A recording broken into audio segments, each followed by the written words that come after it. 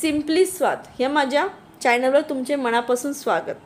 Please माझ्या चॅनलला subscribe करा आणि बाजूच्या बेलवर प्रेस करा, म्हणजे माझ्या जेव्हा व्हिडिओज येतील नवीन नवीन त्याचं नोटिफिकेशन तुम्हाला भेटत राहील। म्हणून बाजूच्या बेलवर तुम्ही क्लिक करा। जर तुम्ही माझ्या चॅनलवर नवीन असाल तर प्लीज पहिलं तुम्ही सबस्क्राईब करा।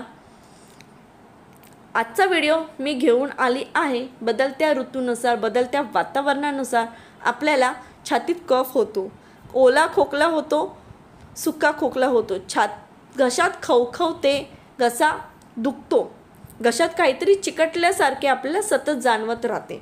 तर त्यासाठी मी एक घरगुती उपाय घेऊन आली आहे, जो उपाय मी स्वतः ट्राय करते जेव्हा मला हा त्रास होतो आणि मला लगेच आराम भेटतो ह्या त्रासापासून।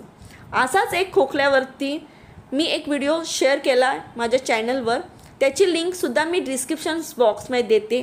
तो उपायसुद्धा तुम्ही करू शकता, तुम्हाला नक्की आराम मिळेल। तर जास्त वेळ न घालवता आपण व्हिडिओकडे जाऊया।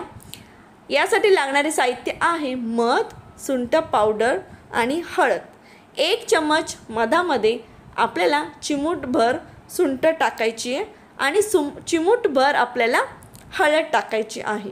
हे मिश्रण आपल्याला एक जीव करून घ्यायचे। हे एक प्रकारचं चाटण होणार आहे। हे चाटण तुम्हाला चाटून चाटून चाटून खायचे आहे। त्याच्या 10 मिनिटांनंतर तुम्हाला 1 ग्लास कोमट पाणी प्यायचे। दिवसातून 3 टाइम हे चाटण तुम्हाला बनवायचे, फ्रेश बनवायचं आहे आणि कोमट पाणी प्यायचे 1 ग्लास। तुम्ही असं करू नका की हे चाटण एकदाच बनवाल आणि दिवसभर खाल, नाही। जेव्हा तुम्हाला खायचे तेव्हा हे चाटण तुम्हाला फ्रेश बनवायचे आणि खायचं आहे। दिवसातून 3 वेळा हे लक्षात ठेवा। थंड पाण्याचा उपयोग अजिबात करू नका। शक्यतो जेव्हा आपला खोकला होतो त्यावेळी कोमट पाणीच प्या। जितकं कोमट प्याल तितकं तुमचा खोकला लवकर जातो। 3 ते 4 दिवसात तुम्हाला या त्रासापासून आराम मिळेल। प्लीज हा उपाय तुम्ही ट्राय करा आणि मला कमेंट्समध्ये नक्की कळवा।